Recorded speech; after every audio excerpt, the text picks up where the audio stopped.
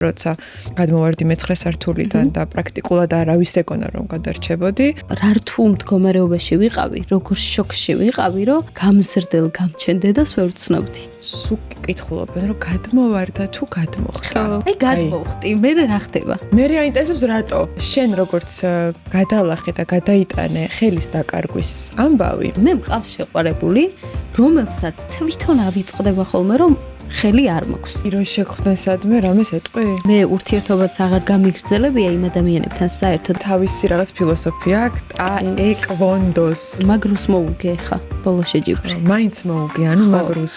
აბა რატო არ გულშემატკივრობდნენ, არ მესმის? ბოლო პერიოდი დავიწყე ამ თემაზე საუბარი, თორე აქამდე არასდროს არ მქონდა ნათქვამი. ფინანსურად როგორი არის შეშემო პირის ცხოვრება საქართველოში? აი, მე მაგალითად 250 ლარი მაქვს, თვიური პენსია, ხო. მანამდე გეშინო და მაინც სადღაც იქ მისვლა, ხო? ერთი თვე თვითონ ვერ ვიცვამდი რა. მშობლების ზეწოლა იყო? მის მოსწავლებს ასწავლიდა როგორ უნდა დაებულინგებინათ გოგო, რომელსაც ხელი არ აქვს. ფიქრობ, რომ იქნება მწვერვალი შენი სპორტული კარიერის.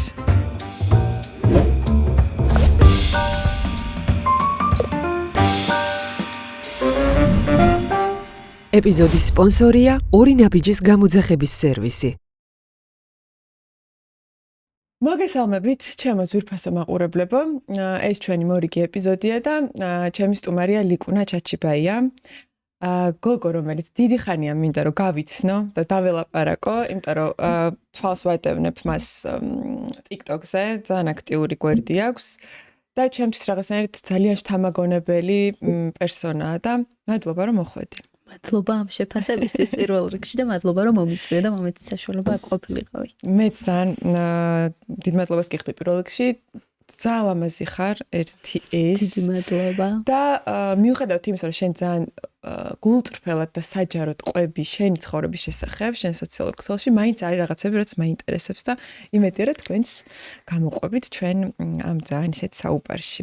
ხო და სანამ ამ საუბარს დავიწყებთ, შენც და ჩემს მაყურებელსაც კარგი სიახლის შესახებ მინდა ვაცნობო, იმიტომ რომ აი ეხლა ამოვწიე თავი ამ აპლიკაციიდან ჩვენი ჩაწერისთვისაც რაღაცები გვჭირდება და ვიძახებდი, იმიტომ რომ ზოგადად აი ამ გიჟურ რიტმში დღეს პროდუქტების გამოძახების სერვისი არის ერთ-ერთი ყველაზე დიდი მონაპოვარი, მე მგონი, თანამედროვე ტექნოლოგიების და სასტიკად საოცარი კომფორტი რა.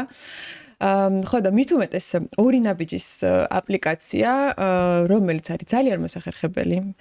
სადაც ონლაინ შეგიძლიათ ზუსტად იგივე პროდუქტები ნახოთ, რაც დევს ფიზიკურად მაღაზიაში, უფრო მეტიც ონლაინ შეიძლება ისეთი შეთავაზებები ამოგიგდოთ და ისეთი ფასტაკლებები, რასაც მაღაზიაში ვერ ნახავთ და უფრო კარგ ამბავსაც გეტყვით, მე გავააქტიურე Prime, ეს არის გამოძახების წლიური სერვისი, რომელშიც ვიხდი წლის განმავლობაში მხოლოდ 49 ლარს და 99 თეთრს. და მთელი წლის განმავლობაში რაც არ უნდა გამოვიძახო და რამდენიც არ უნდა გამოვიძახო, მოტანის სერვისის საფასურს აღარ ვიხდი. ანუ წელიწადში მიჯდება მოტანის სერვისი მხოლოდ 49 ლარი და 99 თეთრი. ანუ დღეში გამოდის დაახლოებით 14 თეთრი და რამდენიც არ უნდა გამოვიძახო დღეში, მაინც 14 თეთრი გამოდის რა. ხო და რაღაცნაირად აი შეგრძნება მაქვს, რომ სადღაც მაგ კიდე მესამე ხელი რომელიც ჩემს მაგივრად დადის საყიდლებზე და ეს ჩახსნილი მაქვს თლიანად ეს აზროვნავი რა. მოკლედ გირჩევთ რომ თქვენს გამოცადოთ და ეს კომფორტი არ მოაკლოთ თქვენს თავს. ლიკუნა, როგორ ხარ?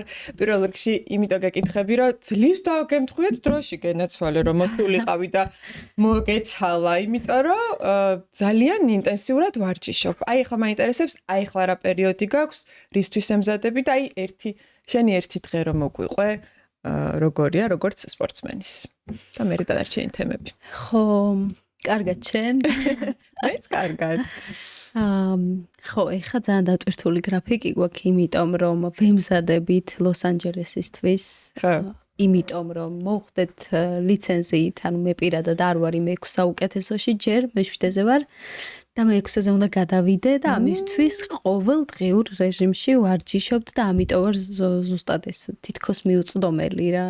ცოტა ისეთი ამბავია, მაგრამ ხო რა, მაინც ვარჯიში ჩემთვის არის პრიორიტეტი და ვცდილობ რომ აი ჯერ ვარჯიში და მერე სხვა ყველაფერი. ეგეთი დაკავებულიც არ ვარ ეხლა. მარტო ვარჯიში ხო. შენს თავს არ გადაღლის ვარჯიშის დღეებში სხვა რაღაცით ანუ. ზუსტად სწორად მივხვდი, აი ეგ არის ჩემთვის პრიორიტეტი და ვფიქრობ რომ აი ვარჯიშის შემდგომ უკვე ყველაფერი შემიძლია მოვახერხო, ოღონდ ჯერ უნდა ვიყო იქ, სადაც ყველაზე მნიშვნელოვანი რამ ველოდება. ეს რამდენი საათია დღეში? დღეში დაახლოებით 2 საათს ვარჯიშობთ, იმიტომ რომ დიდი დატვირთვა ტაეკვონდოს დიდად არ უყვარს, იმიტომ რომ ჩვენ შეჯიბრსაც რომ მივდივართ ხოლმე და შეჯიბრისთვის ვემზადებით, ის რაღაც წინა დღეები უკვე აღარ ვარჯიშობთ, იმიტომ რომ ორგანიზმი იყოს დასვენებული, დასვენებულზე უკეთესად ვფიქრობ, დასვენებულზე უკეთესად იქნებ ფეხს და ასე შემდეგ და ვცდილობთ ხოლმე რომ უფრო დასვენების რეჟიმზე გადავიდეთ და ძალიანაც არ ვტვირთავთ საკუთარ თავებს ამ ბოლო პერიოდში. ხო, ესე იგი თავისი რაღაც ფილოსოფია აქვს ტაეკვონდოს. ეს ვიმეცადინე რომ დღეს სწორად მე თქვა, იმიტომ რომ ტაეკვონდო მეგონა. ხო. არა, ეგრევე ეძახით ტაეკვონდო რა, მაგრამ სწორად არის ტაეკვონდო. ტაეკვონდო, რომელიც ნიშნავს რას? ფეხს დარტყმას და ბრძოლას. ხო. ეხლა იცი რა მაინტერესებს, რადგან ტაეკვონდოზე შევჩერდით მაინც, ვინც ვერ ერკვევა მოკლედ ამ საბრძოლო სახეობებში, აი მათ როგორ აუხსნიდი უშუალოდ ტაეკვონდო რა არის? ანუ მე რაღაც მოსმენილი მაქვს შენი ინტერვიუები, სადაც ლაპარაკობ, რომ იმდენად გიყვარს ეს სპორტი უკვე, რომ შენ არ გხლის რა და ეს შენთვის სიამოვნებაა და ეს არ არის მხოლოდ რაღაცა ერთი წარმატებისკენ მიმავალი გზა, როცა ვარჯიშობ, ხო? აი რა არის ეს სპორტი და რა განასხვავებს მას თქვათ სხვა სახეობებისგან, იმიტომ რომ პარასპორტშიც ასევე როგორც ჩვეულებრივ სახეობებში არის ბევრი სხვადასხვა საბრძოლო ხელოვნება, ხო? გვაქვს ძალიან ბევრი სფერო უკვე სადაც შეგიძლია თავი გამოსცადო და ასე შემდეგ, მაგრამ ჩემთვის არის ნომერ პირველი ტაეკვონდო, იმიტომ რომ სწორად ვიპოვე ჩემი თავი ამ სპორტში და მე ძირითადად ყოველთვის იმას ვამბობ ხოლმე, რომ ჩემს ცხოვრებაში ყველაფერი ისე ხდება, როგორც საჭიროა და მე ვიყავი მოცურავე რიოში 2016 წელს, მაგრამ მივხვდი, რომ 20 წლის ასაკში ვერ დაიწყებ ცურვას ისე, რომ იქ წარმოაჩინო შენი თავი უმაღლეს საფეხურზე, ამიტომ დავიწყე ყველაფერი ნოლიდან და ეს იყო ტაეკვონდო. აქ აღმოვაჩინე ის, რომ როდესაც შუა ვარჯიში ვარ, ეს პროცესი მსიამოვნებს და არ ვიღლები. მივხვდი იმას, რომ ბრძოლის პერიოდში დიდად არ ვიღლები და ეს სიამოვნებას უფრო მანიჭებს, ვიდრე რაღაც დაძაბულობას და არის სპორტის სახეობები და მათ შორის შეიძლება ტაეკვონდოც იყოს, უბრალოდ მე იმის თქმა მინდა, რომ სწორად გადანაწილებული მაქვს სიამოვნება და ის ფაქტორი, რომ მე აქ ვდებ იმას, რაც ვისწავლე დარბაზში. და არ არის რაღაც დამატებითი რაღაცეები რა. მე ხა რო გისმენ ფიქრობ, რომ აი ეს, რასაც ამბობ და ამის ხარჯზე როგორ შედეგსაც დებ, ეს არის ძალიან დიდი დამსახურება შენი ფსიქოლოგიური მომზადების. და ისედაც შენ როგორც გადალახე და გადაიტანე ხელის დაკარგვის ამბავი, ხა რაც მე ვიცი შენზე. ეს არ არის ჩვეულებრივი ამბავი, ანუ ფსიქოლოგიურად შენ ძალიან მდგრადი ადამიანი აღმოჩნდი. არ გგონია ესე? იმიტომ რომ შენ რაღაცა ძალიან ჩვეულებრივად ყვები ამას, ამბობ, რომ ტრავმები არ გამოგივლია. ანუ ამ გადასახედნაც ეგრე ფიქრობ, რომ აი ამ დიდი ამბის მერე რაც შენ გადაგხდა, როცა გადმოვარდი მე-9 სართულიდან და პრაქტიკულად არავის ეგონა რომ გადარჩებოდი, შენ გაიღვიძე და თავი იგრძენი ბედნიერად. მართლა ეგრე არის გულწრფელად? აი გულწრფელად და ყველა სიცოცხლეში, სადაც მოვხვდები, ვიტყვი იმას, რომ ადამიანისთვის არის ყველაზე მნიშვნელოვანი სიცოცხლე. აი რო თენდება და მზის ამოსვლას რო ხედავ, ამას დიდი ბედნიერება მგონია, რომ არაფერი არ არსებობს რა. და ჩემ შემთხვევაში იყო როგორი სიტუაცია, იცი, მე რო გადმოვარდი და ამ ყველაფერს ზემოდან რო ვუყურებდი, რას გავდიოდი, როგორ ვიბრძოდი და ასე შემდეგ, ზუსტად ფილმებში ნაჩვენები სწორად არის ის ყველაფერი. აი ხო გინახავს, რომ ზემოდან უყურებს ადამიანი თავის თავს, რა ხდება მის თავს. ზუსტად ეგრე იყო ჩემ შემთხვევაშიც, რომ გრძნობდი, მესმოდა თუ რა რთულ მდგომარეობაში ვიყავი და უფალთან მქონდა ერთადერთი სათხოვარი, რომ ოღონდ ახლა გადამარჩინე და ყველაფერს ისე გავაკეთებ, როგორც შენ გაგიხარდება. და მე არ მაქვს არანაირი უფლება, რომ უფალი განავაწყენო და ჩემი ცხოვრება რაღაც დრამებში და ტირილებში და რაღაცებში გავატარო არა. ანუ იმ პერიოდს, როცა ვთქვათ, საავადმყოფოში წაგიყვანეს უკვე, ხო? და შენ ამბობ, რომ ეს ცნობიერად გახსოვს, რაც ხდებოდა? ყველაფერი დეტალურად. რა საინტერესოა. ხო, იმიტომ რომ მეუბნება აი დედაჩემი მყავს ჩაწერილი მოკლედ მეც და დედაჩემი იძახის რომ მე რო შემოვედიო იქ იმა კითხაო რომ იცანი ვინ არისო და ანუ მე მithქვამს რომ არა არ ვიცი მაგრამ ეს ყველაფერი რაღაც შინაგანად მახსოვს რა რომ იყო ეგრე მაგრამ იმ კონკრეტულ მომენტში მე ვერ ვცნობდი საკუთარ დედას რომელმაც გამაჩინა წარმოიდგინე და ვფიქრობდი რომ უბრალოდ ეხლა ვფიქრობ იმას რომ რა რთულ მდგომარეობაში ვიყავი, როგორ შოკში ვიყავი, რომ გამზრდელ გამჩენ დედას ვერ ვცნობდი. და მე არანაირი უფლება არ მაქვს, აი კიდევ ერთხელ ვამბობ უფლის წინაშე, რომ დავჭდე სახლში, არაფერი არ ვაკეთო, ვიტირო და გოდებას მივეცი. დედამ რა იფიქრა მაგ დროს ეგ გაუზიარებია შენთვის, ეგ რო თქვი რომ ვერ ვცნობ მე დედაჩემს. დედაჩემმა მითხრა რომ ცხოვრებაში არასდროს არ მიფიქრია, რომ რამ შეიძლება დამაგდოს. ალბათ ხასიათით მას გავარ. ხო. ვიზუალურადაც გავხარ. ხო. კი, კარგად გავხარ, მყავს ნანახი დედაში. ძალიან მიხარია და არასდროს არ მქონდა ნაფიქრი იმაზე, რამ შეიძლება რომ დამაგდოს და რა შეიძლება რომ ვერ გაუძლო, მაგრამ ეს იყო ეგ მომენტი. ხო. ეგ იყო და გარშემო ვერავის ვერ ცნობდა. მამა ჩემი, ჩემი ძმა და სხვა დანარჩენი საკუთარ მეზობლებს, რომლებიც გვერდზე კარში ცხოვრობდნენ, მათაც ვერ ცნობდა და ეს იყო მისთვის შოკი. და სხვათა შორის დღეს გამიმხილა დედაჩემმა, რომ მეკითხებიან, რომ როგორ გაზარდე ფსიქოლოგიურად ესეთი ძლიერიო და დედაჩემის პასუხი რავი თავისით გაიზარდა. ხო და მეცინებია ხოლმე მაგაზე, რომ ანუ რაღაცა ადამიანებს გონიათ რომ რაღაცა ძალისხმევა დევს ამაში, ან ფსიქოლოგის ჩარევა ან რაღაც, მაგრამ არა, მარტო უფლის და სიცოცხლის სიყვარული დევს ამ ყველაფერში. ზოგადად რატომაც მინდოდა შენთან საუბარი, ხვდებოდი რომ ძალიან თამამად და ღიად შეიძლება შენთან ამ საკითხებზე ლაპარაკიც და აი არ გეშინია რა არაფრის. საერთოდ იცი რა არის, როც ჩვენ მედიის წარმომადგენლებს განსაკუთრებით ძალიან დიდი კომპლექსი გვაქვს აკიდებული აი შეშემოპირებთან ურთიერთობის ტერმინოლოგიის, კითხვების დასმის და ასე შემდეგ. იმიტომ რომ რაღაცა ეგ ეტაპი ხო გადავიარეთ, ანუ სხვანაირად იყო რაღაცა უდიდესი სტიგმები გადავლახეთ და ამან ჩვენს თავზეც რეალურად ძალიან გადაიარა და სხვა შორის მაგაზე სულ მახსენდება ხოლმე ის რომ როცა ვმუშაობდი ტელევიზიაში ჩვენ ვიყავით პირველი გადაცემა რომელსაც ყავდა წამყვანი შეშემოპირი და რაღაცნაირად ეს მაშინ აუ ისეთი დიდი ამბავი იყო ხახსოვი და მერაბი და აი რაღაცა ჩვენ ძალიან გულით და სულით ვიყავით ჩართულები იმაში რომ აი ეს ინტეგრაცია თუ ყველაფერი ესე სწორად მომხდარიყო რა და მე მაგალითად გადავლახე არა მაქვს აი ეს რაღაცა შიშები რა აღარა მაქვს უკვე უხერხულად ვიყავით ხოლმე სულ რა ალბათ გიგრძვნია ხო ეგ ადამიანებისგან წაღშირად ხო და თან ეს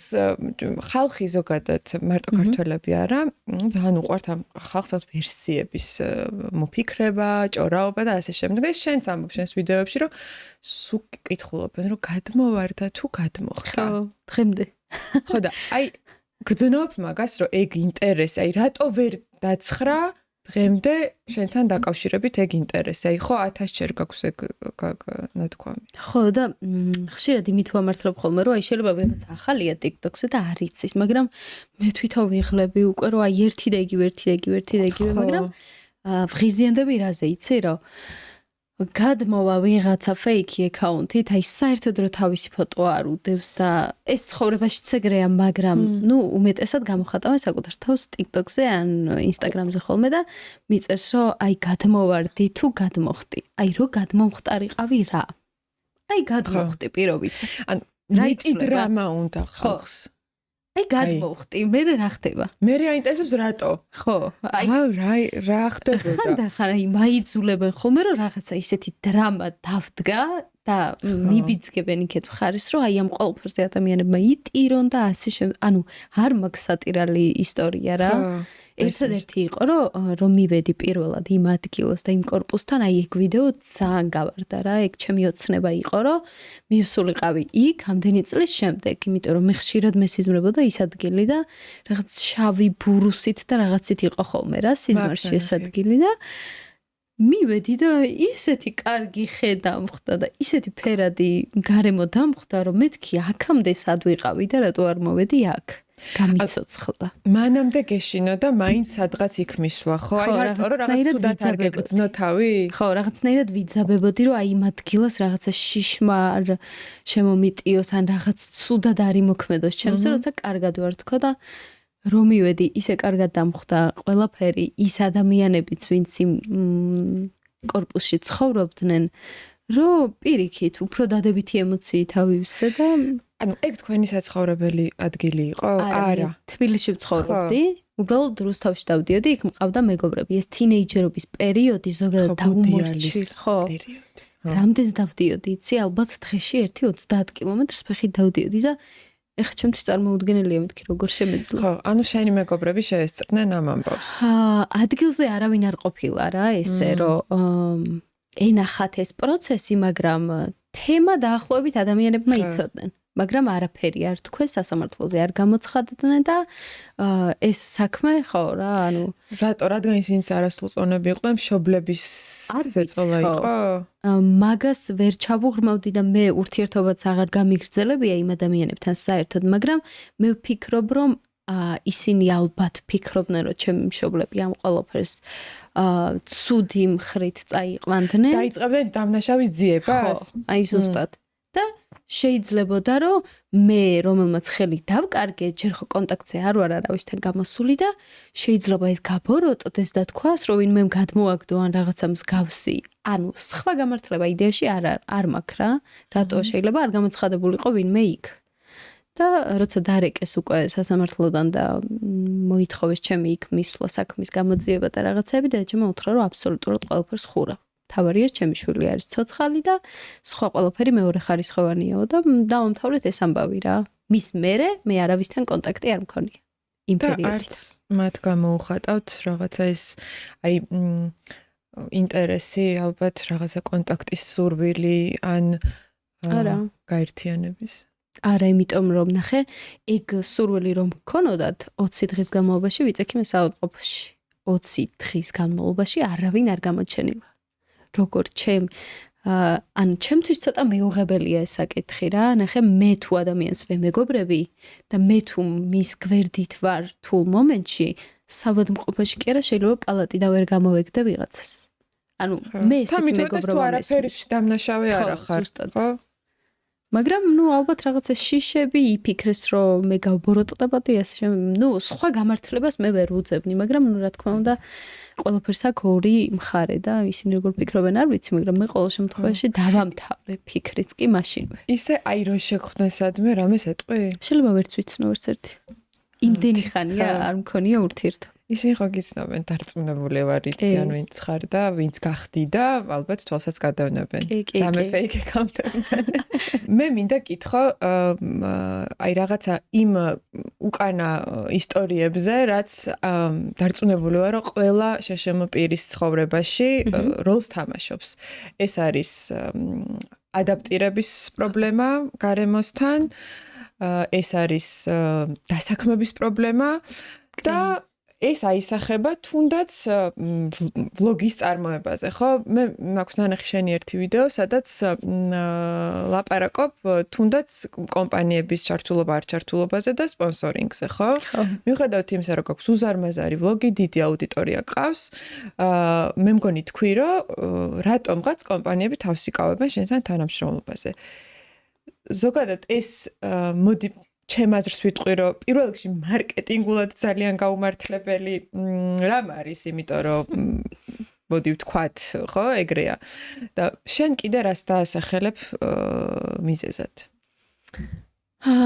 ჯაფარას პოდკასტში ვთქვი ეს ამბავი. და მაგ პერიოდში გული მწყდებოდა, რომ მეთქი რატო მიზეზი არ ვიცოდი რა, მაგრამ ალბათ არსებობს მიზეზი, ხა უმიზეზოდ არაფერი არ ხდება. მე მაქვს ინფორმაცია, რომ საზღვარგარეთ, როდესაც ფილმს იღებენ, არ ვიცი ოღონდ რამდენად მართალია. ფილმს იღებენ, მათ აქვთ ვალდებულება, რომ ამ ფილმში გადაიღონ შეშმო პირი. ანუ ერთი შეშმო პირი მაინც უნდა იყოს და ეხლა ვაკვირდები ხოლმე, რომ აბა თუ არის რაღაცა და უმეტეს ფილმებში არის რა. საქართველოში ეგ ტენდენცია არ არსებობს. საქართველოში თუ ხარ შეშმო პირი, უკვე ხარ გვერდზე კი არა, აი ძალიან უკანა პლანზე გადაგდებული მასალა, რომელიც საჭიროებას არ წარმოადგენს რა. მე ყოველ შემთხვევაში ესე ხსნი ამ ფაქტს. მაგრამ ვითვალისწინები იმასაც, რომ შეიძლება არის რაღაც მიზეზები. მეც რო ვკვირდები ხოლმე ჩემს TikTok-ს, აი რა უნდა გადავიღო, ძირითადად ვარ ვარჯიშზე. მე მომწონს ხოლმე როგორც TikTok-ის მაყურებელი, როცა ვიღაცას აქვს ვლოგი, მაგალითად აი რამდენი ხართ, რომ დღის მთლიან ვლოგს იღებთ. მე დღის ვლოგი რო გადავიღო, ვარჯიშის გარდა უნდა ვაკეთო სხვა რაღაცეებიც. მაგრამ ჩემთვის რადგან პრიორიტეტი არის ვარჯიში, ყველაფერი დავიწყებული მაქვს. აი ყველაზე მარტივ მაგალითს გეტყვი რა. ყველა მოგზაურობაში Sephora-დან გამომაქ ყველაფერი, მაგრამ ვერ ვხმარობ, იმიტომ რომ სულ ვარჯიშზე ვარ. და მიდევს ისე და მე ჩემ თავზე ბრაზდები ხოლმე, რომ რატო ხარჯავ ფულს. აი არ გჭირდება, ხო? და ამიტომ მაგით ვამართლებ, რომ კომპანიები არ ინტერესდებიან, იმიტომ რომ ეს გეგონა სულ დარბაზშია, რა უნდა შემოგთავაზოს. არ ვიცი. იცი რა, რატო მე შენი კონტენტი ძალიან საინტერესოდ მევსხოთ, ეს მეიქაპის რაღაც ვიდეოებიც გააქვს, აი როგორ ემზადები. აი ესე დღეებში, როცა შენთან მოვდივარ ან რომელიღაც პოდკასტში და ეს არის კვირაში ალბათ მაქსიმუმ 2 დღე რა. ის შაბათი კვირა. თუმცა მე მაინც ეხა იმდენი იდეა მომივიდა უცბად აგერ მე არ ვზივარ და თან შენ გელაპარაკები რომ რამდენნაირი კონტენტი შეიძლება იყოს გავარდნილი შენი მომზადებული და ძალიან საინტერესო და აუდიტორიაზე მისაწვდომი რა ვიცი ხო ყოველ შემთხვევაში ეგ იცი რა არის შენ რო თქვი რომ რაღაცა ეს შემოპირები რაღაც მეათე ხარისხოვნად რაღაცა გადაგდებული მასალა 10-15 წლის წინ მართლა მალავდნენ ადამიანებს და შენნაირი ადამიანების ყოფნა და ეს არის მართლა ძალიან მნიშვნელოვანი არ მინდა რომ შეწყვიტო რა მაგის თქმა მინდა იმიტომ რომ დარწმუნებული ვარ შენს წერენ პირადში რომ რამდენისთვის ხარ ინსპირაცია რომ აი შენს გამო ხო არის ეგ ის რომ ბევრი შეშმოპირისთვის შეიძლება და მით უმეტეს გოგოსთვის აი მინდა რომ მაგას შევეხოთ რომ სამაგალითო იქნები თუნდაც იმ ხრივ რომ რაღაცა სტიგმა არსებობდა რომ პირად ურთიერთობებში შეიძლება ვერ მიაღწიო წარმატებას როცა მაგალითად ერთი ხელი არ გაქვს აი ამაზე მინდა რომ მელაპარაკო აი ეგ სტიგმა დღესაც არსებობს და ფიქრობენ რომ თუ რაიმე ხარვეზია შენ ცხოვრებაში და ეს ფიზიკურ ხარვეზს უკავშირდება აუცილებლად გაგიჭირდება ცხოვრებაში მეორე ნახევრის ნახვა ანუ რა სისულელეა ანუ შეიძლება ხა მე მეგონოს ეგ სისულელე მაგრამ რეალობა იყოს მაგრამ მე მყავს შეყვარებული რომელსაც თვითონ ავიწყდება ხოლმე რომ ხელი არ მაქვს და იმ მომენტები ყოფილა ხოლმე რომ აუი ხო ესე იძახის ხოლმე რა ანუ ყველაფერი არის შენზე დამოკიდებული შენ თუ იმას ფიქრობ რომ აუ მე გამოვსადეგარი ვარ და ვინ მომიყვანს ცოლად და ასე შემდეგ აი ამ ყველაფერს შექმნის შენს გარშემო ფიქრობ რომ სხვა ადამიანიც ესე იფიქრებს მაგრამ აი მე გეტყვი ძალიან მარტივ მაგალითს სოფელში რომ ჩავდივარ ხო ეხლა მე 30 წლის გავხდი რა და თუ ჩემი ასაკის გოგოს კითხავდნენ რატო არ თხოვდები უკვე დროა და რაღაც ხო ხდები სოფლის მაინც დიალოგი ეს დარჩა ხო დარჩა ვერ გათხოვდება მე არ მეკითხებიან მაგას რატო გონიათ რომ შენ ვერ გათხოვდები და მე არც ვაცი და ჩემი შეყვარებული წავიყვანი სოფელში მე მოყევი გთხოვ სახვედი სოფელში ბიცოლა ჩემი იყო შოქში და რაზე რაღაც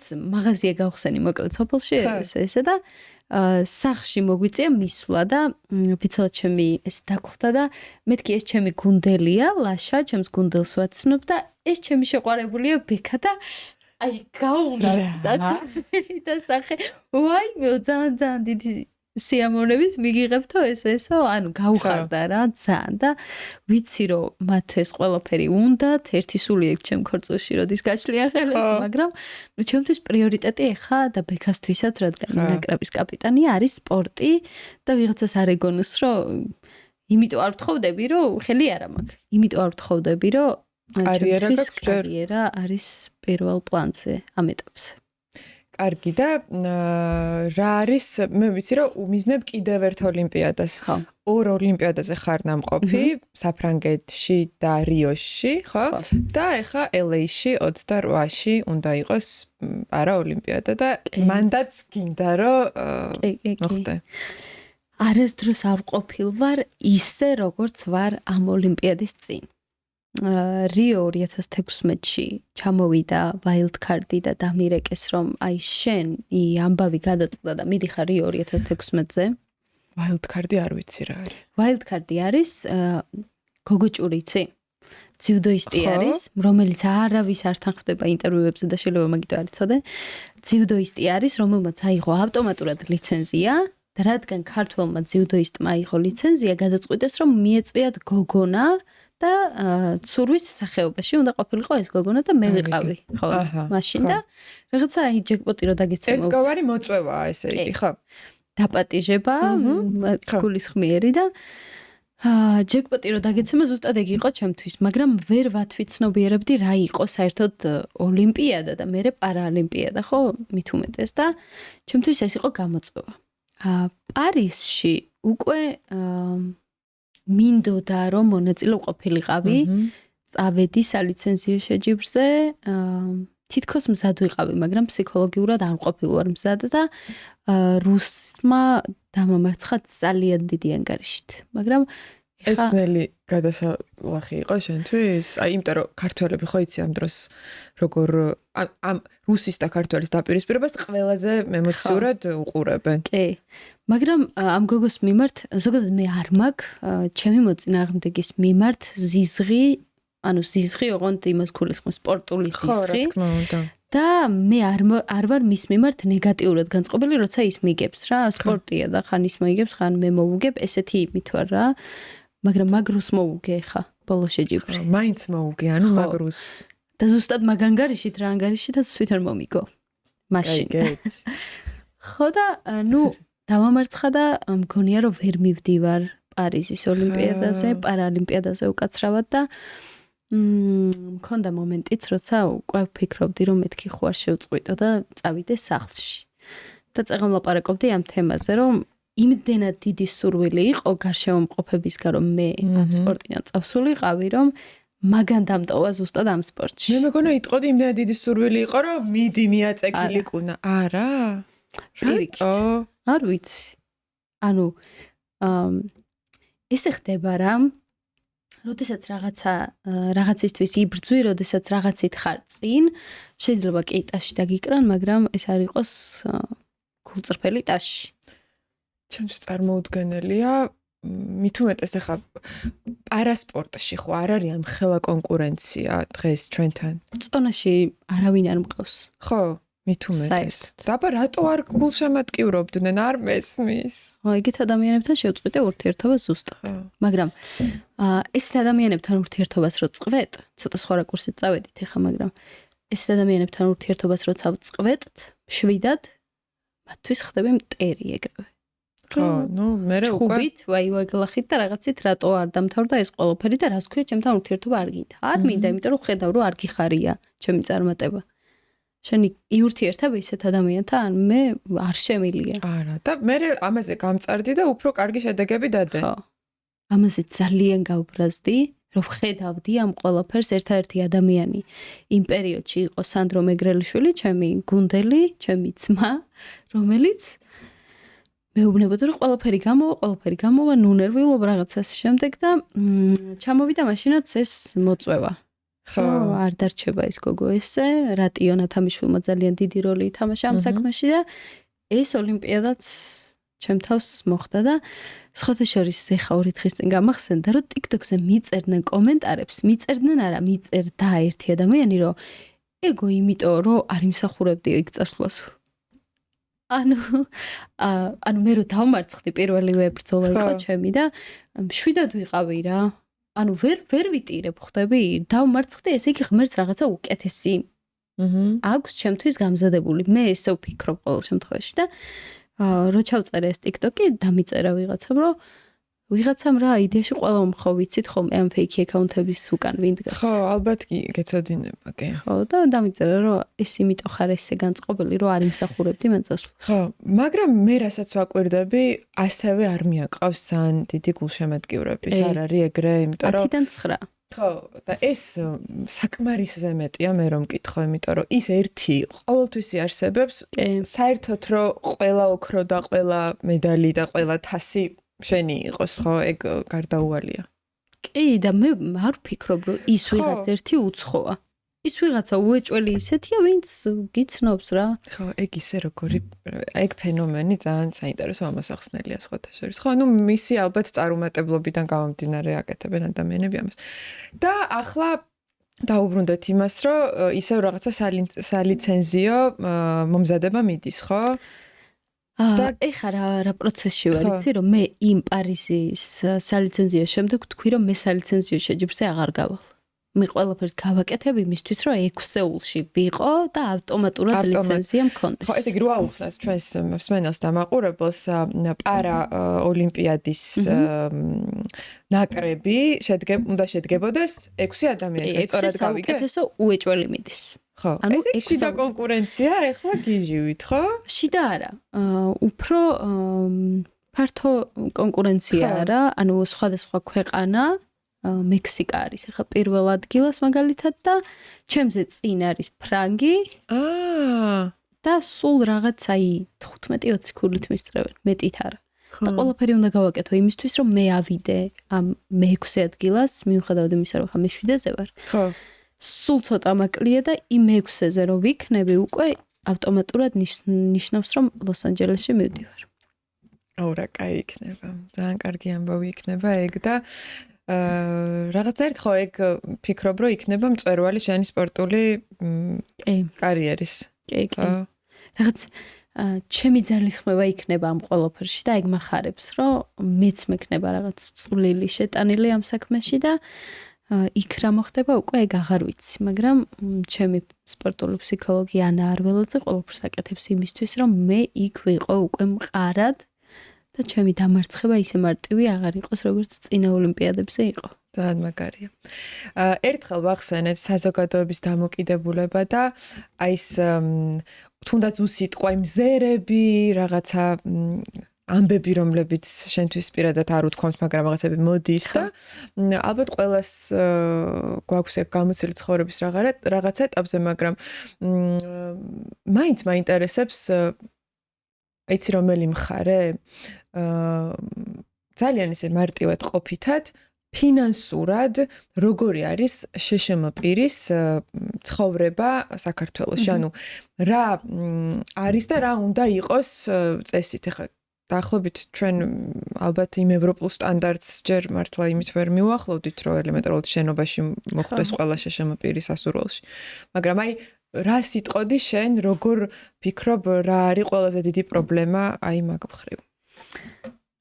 ასეც რო ვილაპარაკ. ყველაზე დიდი პრობლემა არის ის, რომ როდესაც მიდიხარ დაწესებულებაში, სადაც გინდა რომ სამსახური დაიწყო. ავტომატურად უარი. გეტყვიან კი რომ დაგირეკავთ, მაგრამ გამორიცხული არავინ არ დაგირეკავს, მაგის ილუზია არავის არ კონდეს, თუ ადამიანი თვითონ ჰუმანური არ არის. როგორიც იყო ჩემი სამსახურის უფროსი ნიკოლოზ ჭონქაძე უსაფრთხოების სამსახურში ასე დამირეკა, დამიბარა და ამიყვანა. ყოველგვარი ზედმეტი ჩაკითხვების და მოკითხვების გარეშე. უსაფრთხოების სამსახურში მუშაობდი. კი, მე ის უსაფრთხოების სამსახურში და ეს იყო ჩემთვის იმხელა мотиваცია, რომ ყველგან მაგას ვამბობ ხოლმე ნიკოლოზ ჭონქაძე. ხო, თუმცა საჯარო უწყებებმა ეს 10 მაგად უფრო მეტად უნდა გააკეთონ, ანუ რეალურად ეს ძალიან ჩვეულებრივი ამბავი უნდა იყოს და არ უნდა იყოს, ხო ხვდები, აღსანიშნავი, ესე განსაკუთრებით ჩემი გადმოსახედიდან ესეა. და რაც შეეხება დასაქმებას არ შეიცვალა ამ მხრივ. აი რატო ვერ ხდება და ბოლოს ისე რომ შეგაფასონ შენ ლიკუნა შენი შესაძლებლობების მიხედვით, მიუხედავად იმისა, რომ ერთი ხელი გაქვს, რომ გააკეთებ იმ საქმეს ისევე, როგორც გავაკეთებ მე მაგალითად. აი რატო აი რაღაცა თითქოს ისე მგონია რომ აი თქვენც რაღაცა მეტი უნდა ინფორმაცია უნდა მიაწოდოთ აი უნდა გამოჩნდეთ უნდა ყველამ ეს თავისი უნარები გამოაჩინოს გამოავლინოს რაღაცნაირად აღზრდის ისიც შეიცვალა ნელ-ნელა არ იცვლება ნახე როგორი რაღაც არის სამსახურში რო გითხრა რომ ვიღაცამ შეიძლება იფიქროს ის რომ ეს ჩვეულებრივ გააკეთებს რაღაცას, აი ეგ ფაქტორი არ მგონია რა, იმიტომ რომ რა მიზეზი რის გამოც არის უარი, ჩვენთვის უცნობია. ნუ ჩემთვის ყოველთვის უცნობი იყო რა. შენ ასევე დასაქმება კი არა, ხელფასებზე თქვი, ხო? ანუ იმდენად მცირეა შეშემო პირის, აი მე მაგალითად 250 ლარი მაქვს, თვიური, ის რა ქვია, პენსია, ხო, ესე ქვია. 250 ლარი. დღეს რო 250 ლარი გაქვს, ანუ ცოტა უხერხულია რა. არა, საერთოდ არაფერი არ არის, მოდი ვთქვათ, ხო. ერთ დღეში სიმბოლურიც არ ქვია. ხო, დახარჯო ეს თანხა. დამატებით ამას ის რომ ემატება რომ სამსახურში ვიღაცა უარს ქეუბნება, ეს ცალკე რაღაცა სტრესი არის რა. ჩემთვის, ჩემს შემთხვევაში მაგალითად დიდად არ იყო, იმიტომ რომ მე მზად ვიყავი, რომ ამას ესე იზამდნენ და მომზადებული მივდიოდი რა, მაგრამ იყო ჩემს ცხოვრებაში პერიოდი, სულ ამბობ ხოლმე ამას, რომ მართლა ბოლო პურის ფული მქონდა ხოლმე. დამოუკიდებლად კი ვცხოვრობდი, მაგრამ არ ურეკავდი ჩემს მშობლებს რა. და აი ძალიან ბევრჯერ დამითვლია 5 ლარის ბოლო ხურდა. აი მართლა. ჯერო. და დღეს რა მდგომარეობა ამ თემასთან დაკავშირებით, სიმართლე რომ ვთქვა, არ ვიცი, მაგრამ ვფიქრობ, რომ უფრო ლოიალურები შეიძლება გახდნენ, არ ვიცი და არც ვიცი როგორ შეიძლება ეს გამოვცადო. ხო, ნუ დღეს ალბათ უფრო მეტად ვიდრე ადრე ტეხავს, რომ დააუარო შეშემო პირი მარტო იმის გამო, რომ რაღაცა ფიზიკური ნაკლი აქვს. ანუ ამაში მინდა რომ დარწმუნებული ვიყო და რაღაცნაირად მჯეროდეს ეს რა, იმიტომ რომ მართლა ტეხავს.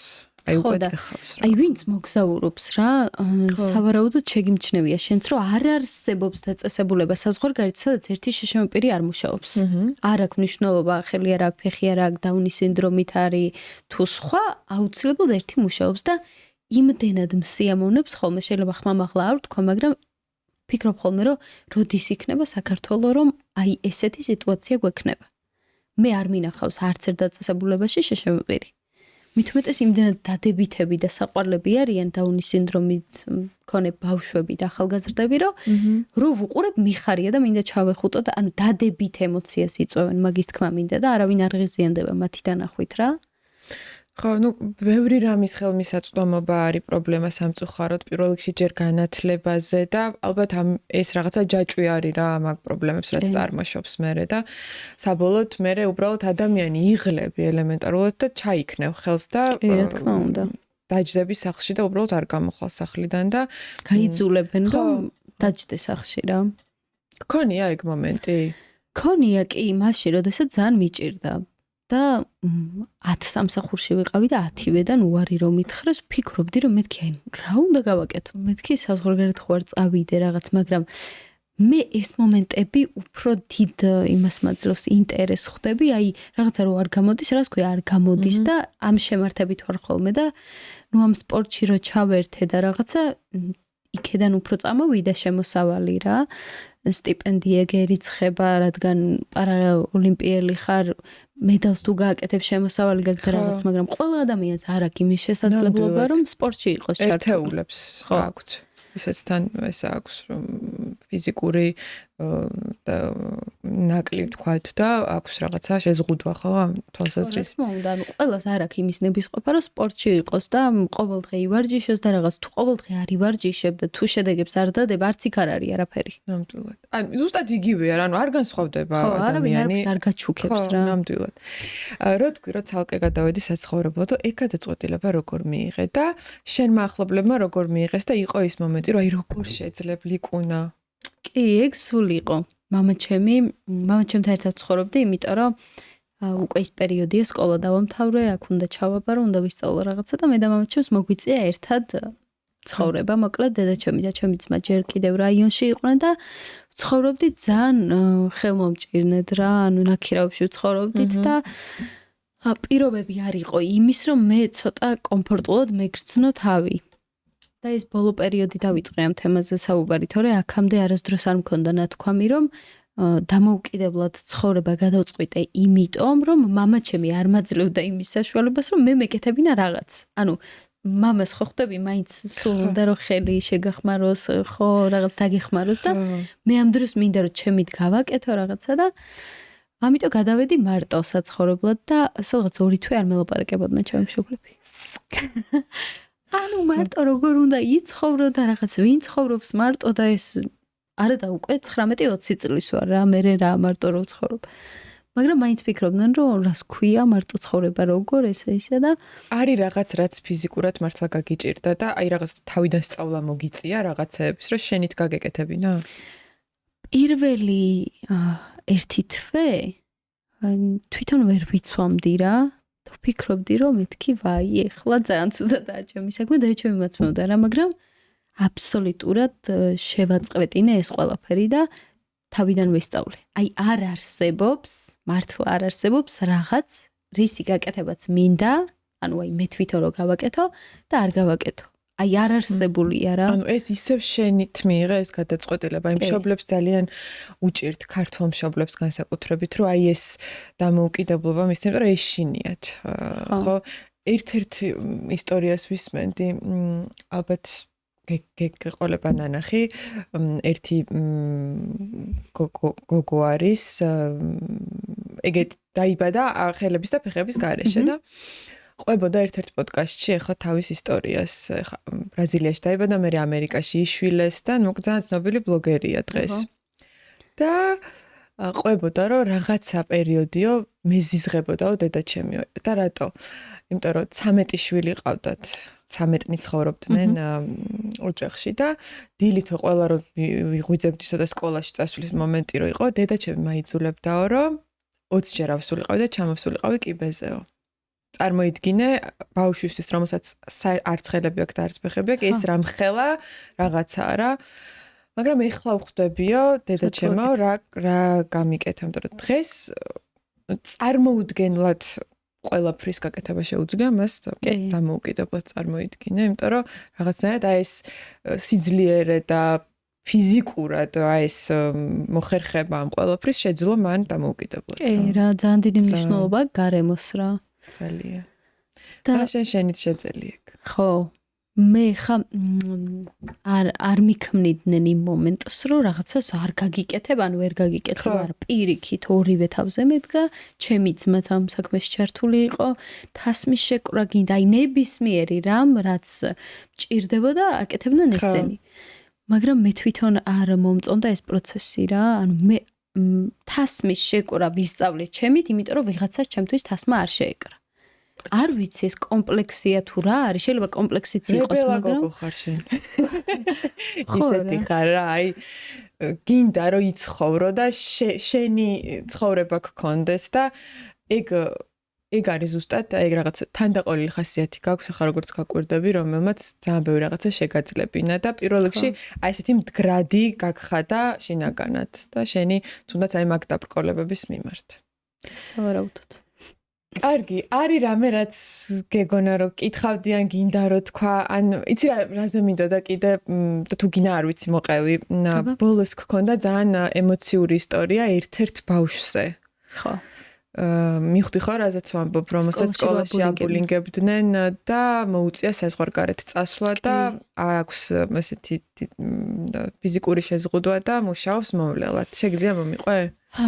დამიკავშირდა ის გოგონა და ძირითადად ძალიან ბევრი ადამიანი მიკავშირდება. ზოგს უნდა გამოჩენა, ზოგს არ უნდა გამოჩენა. ეს გოგონა არის, რომელსაც არ უნდა გამოჩენა, მაგრამ ეს ისტორია რაც მან მოყვა, ჩემთვის არის წარმოუდგენელიც, დაუჯერებელიც და ანუ შოკი მივიღე რომ ვკითხულობდი, უბრალოდ რომ ვისმენდი მის ვოისებს რა. სკოლაში მასწავლებელი ყავს ადამიანებს იმისთვის, რომ ცხოვრებაში გზა გაგვიკვლიოს და რაღაცა გვასწავლოს განაცოდი, კარგი. მე ესე მესმის. ან ხო, კიდე ყავს ალბათ მასწავლებლები, რომლებიც დაგვიმახინჯებენ ფსიქიკას. ხო, ამ გოგოს დაუმახინჯა ამ მასწავლებელმა ფსიქიკა. ეს მასწავლებელი აბულინგებდა მას და მის მოსწავლებს ასწავლიდა როგორ უნდა დაებულინგებინათ გოგო, რომელსაც ხელი არ აქვს.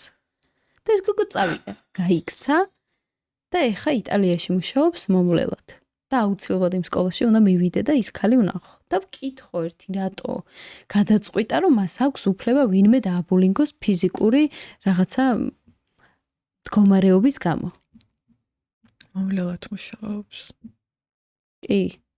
მიუხედავად იმისა, რომ ხელი არ აქვს, ის მომლელად მუშაობს და მე ვიცი რომ მომლელად მუშაობა ძალიან დიდ რაღაცასთან არის. ძალიან დიდი ფიზიკური შრომაა, კი.